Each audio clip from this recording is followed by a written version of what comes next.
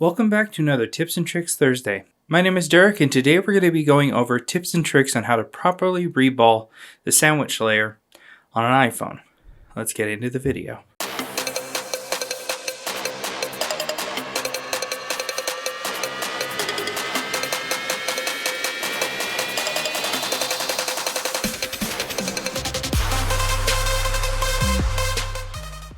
Now, the phone that we're going to be working on today is an iPhone 13 Pro Max, and it doesn't have service.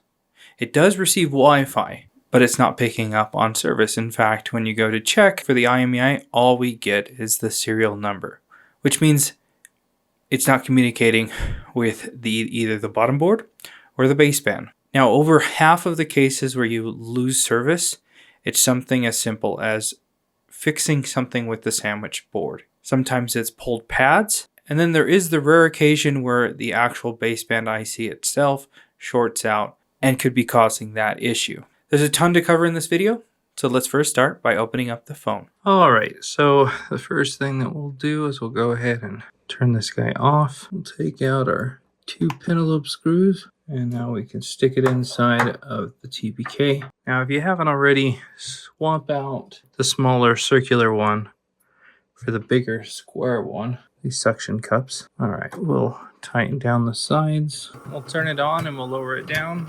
Alright, so we'll go ahead and start to lift. Add a few drops of isopropyl alcohol on the frame here.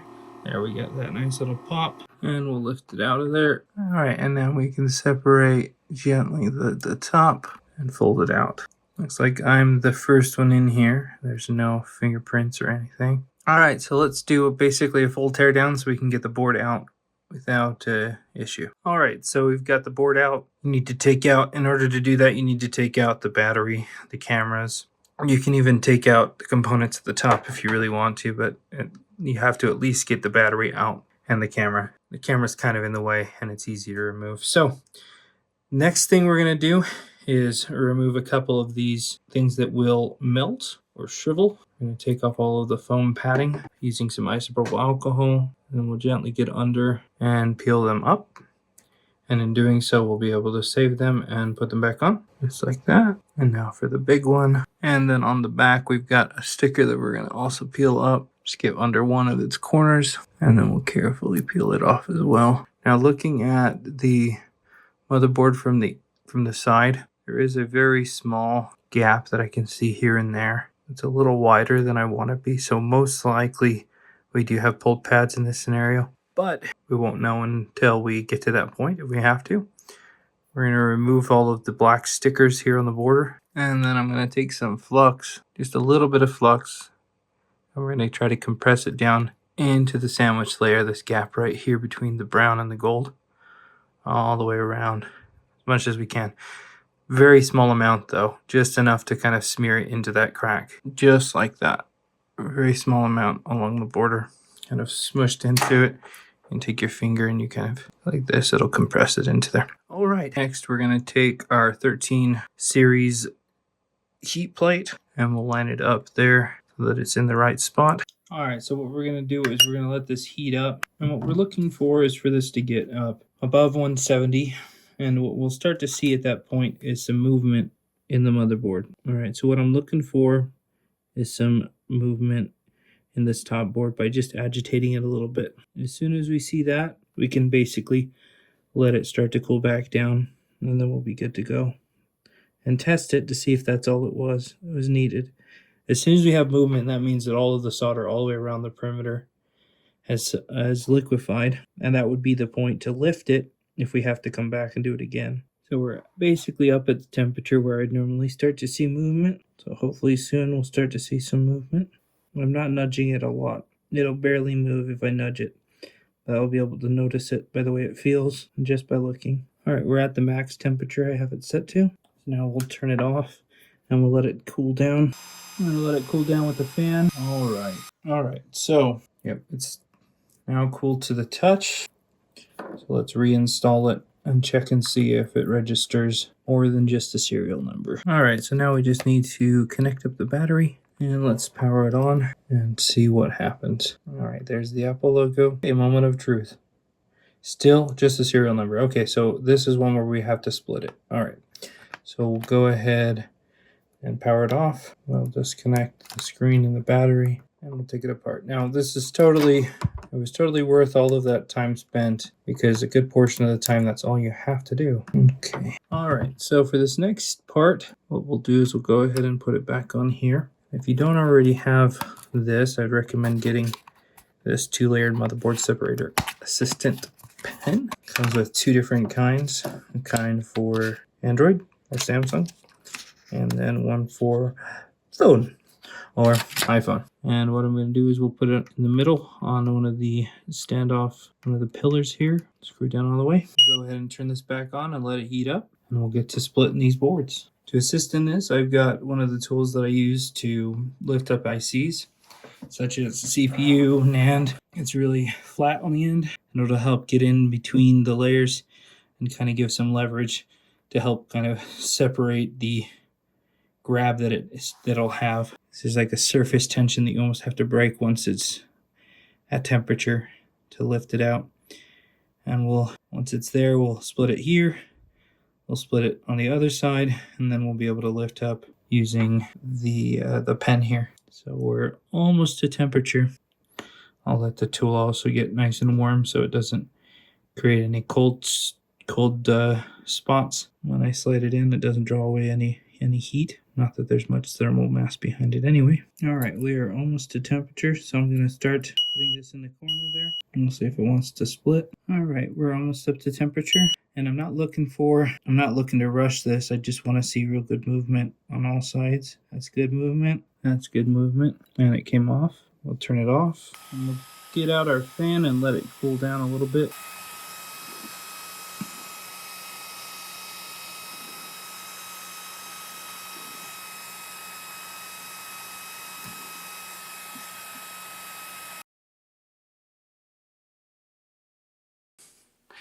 Hi, let me talk to you a little bit about what you're seeing here. What I'm going to be doing is going around the border, going over all of the pads and covering them in a lower melting solder. I'm going to be using a 138, and that's going to help bring down the temperature so that it's going to be easier for me to wick them. Now as I'm doing this, I'm sadly removing the spacers. Now the spacers are there to help when Apple assembles it, to compress it, to get a nice solid joint. And unfortunately, when you're reballing it, you remove those, which means you no longer can have that compression. You literally just have to let the surface tension put it back together when the time comes.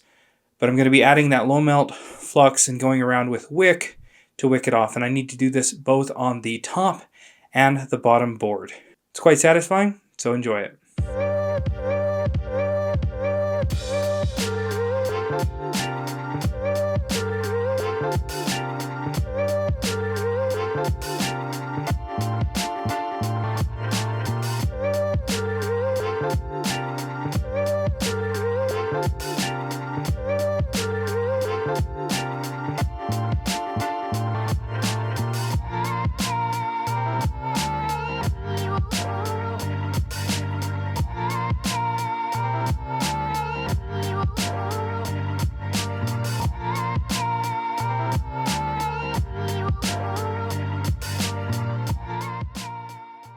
Next, I'm going to be taking a stencil so that I can line it up with all of these solder pads and put on some solder paste.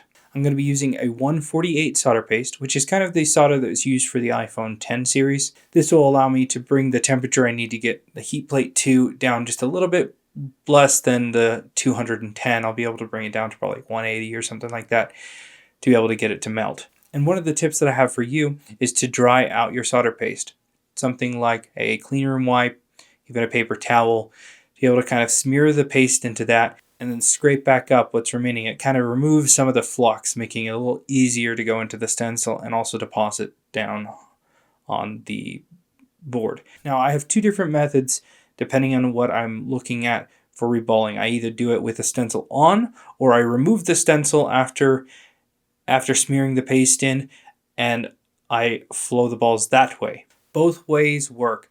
The only issue is when you use the stencil, you tend to have warpage with heat, and that can cause for an interesting, to say the least, solder job. If you're careful and you go around nice and slowly and you distribute the heat properly, you can pretty much It's quite easy to do with the stencil, but if you can pull the stencil up cleanly, it's much easier to flow the solder paste without a stencil. You can do this either with a heat gun, or you can put it back on the heating platform, and when it heats up, the solder will all congeal together into solder balls, and you won't have any bridging and things like that. So you can do it both ways. Let me know in the comments below which one you prefer. Now in this case, I did find that as I lifted the stencil, I had a couple that I knew were not going to have enough solder, so I did carefully put it back. Luckily, I didn't remove it all the way so I could keep it in alignment. And then I'll go around and carefully flow each one. There is the occasion where you have to fix either one that's missing some solder or one where it does bridge together. As you can see, I have to do that in a couple spots. It's not a big deal. You just have to take your time to make sure each one is nice and even. You don't want any that are taller or shorter than their neighbors.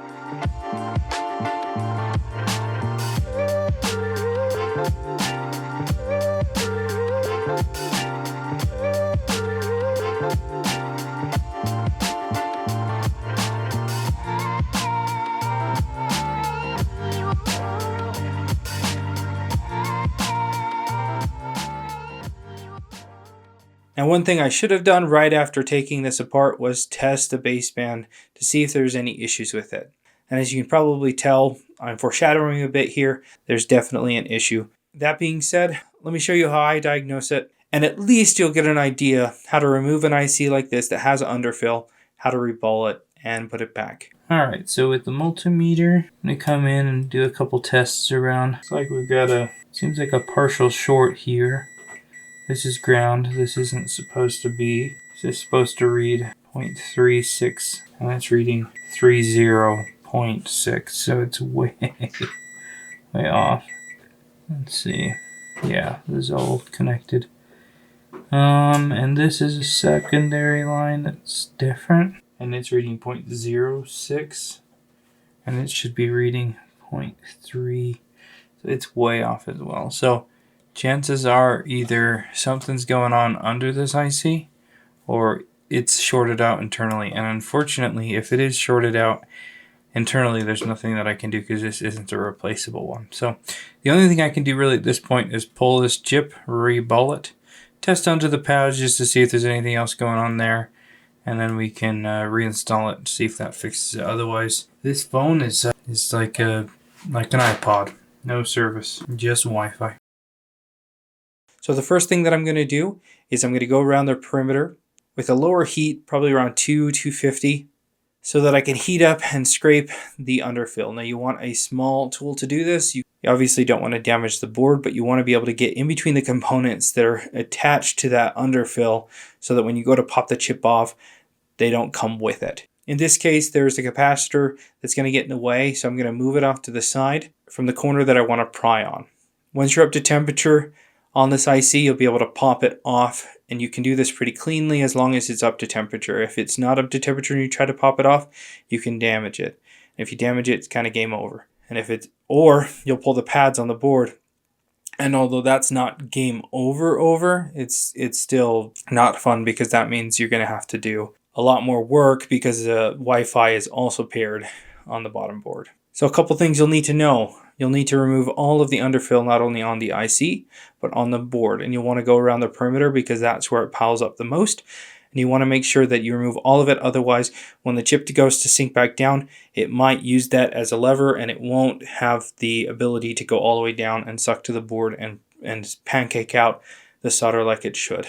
And if you have any pads that are no longer a circle, you will want to take the time to UV mask them off so that the solder doesn't potentially bridge over from a ground plane to a data line or cross two data lines.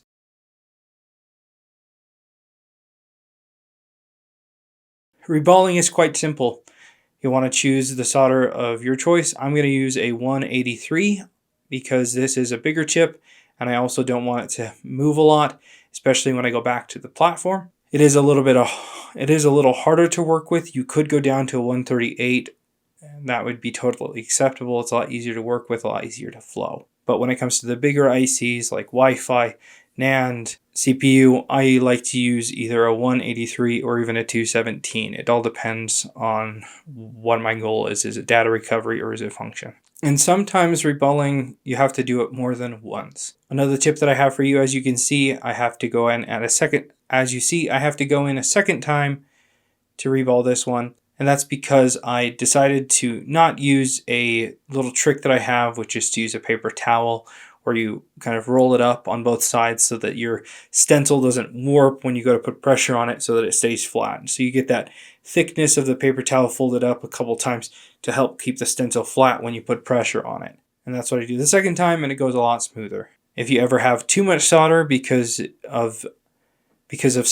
somehow it was uneven, you take your time to use a razor blade and scrape off the tops of those, and that way you can get it much closer to even solder across the IC. We'll want to add flux to both the IC using some heat and spreading it out nice and evenly. And also when it comes to and also on the board, we'll want to make sure we add a very thin layer of flux so that nothing oxidizes when we get it up to temperature.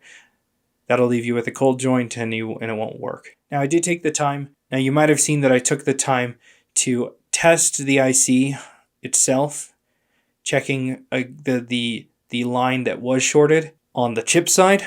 And in fact, the chip did have a short, which means at this point, it's a long shot that it's going to work. It won't work, but we're going to be putting it back together anyway. If you have any questions, leave them in the comments below. Now let's continue with the repair. Alright, so we've got this all reballed. We'll go ahead and stick it back on here. And we've got the top all ready to go as well. So we'll line it on up. And now we just got to make sure it's perfectly squared up before we turn it on. That way we won't have to make many adjustments when it's time to watch it settle. Alright, I really like the alignment, so we're going to go ahead and turn it on. And I'm actually going to lower the temperature to 180 because we've lowered the temperature of the mid-frame solder, so we won't need to get all the way up to over 200 this time to put it back together. So we'll let this heat up and we should be good to go. Now because we don't have any spacers, I can't put these on there. It would compress it too much. We'd get squeeze out and we'd get bridging a bunch of stuff. So we're going to just let the natural surface tension of the solder melting join the top and the bottom together. What we'll actually be able to see is it physically close up when it gets up to temperature. That little gap, we'll see it close up, and we'll see that close up all the way around. Alright, we're where I want to be temperature wise. I'm just going to give it a little tap. You can almost see it want to snap back into place just like an IC would. And I'm going to turn it off and let it cool down. I'm going to use a fan to help cool things down. Alright, so let's take a look at installing it back inside the phone. Alright, got the board in. We'll go ahead and connect up the 5G antenna here. We'll leave the cameras out for now, but we'll go ahead and connect up the display and the procs, and then we'll connect the battery. Alright, we'll go ahead and turn it on. Alright, let's try to turn it on. Here we've got our Apple logo. Alright, so we still recognize Wi-Fi. And when we go to regulatory, we're still on this. Which means the baseband, in this case, is shorted out itself.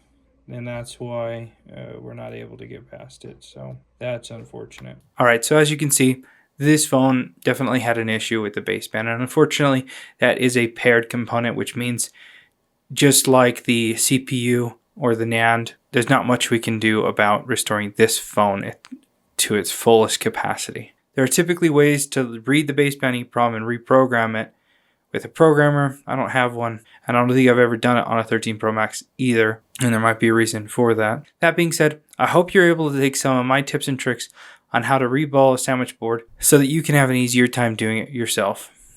Thanks a ton for watching, and we'll see you tomorrow for another Phone Fix Friday.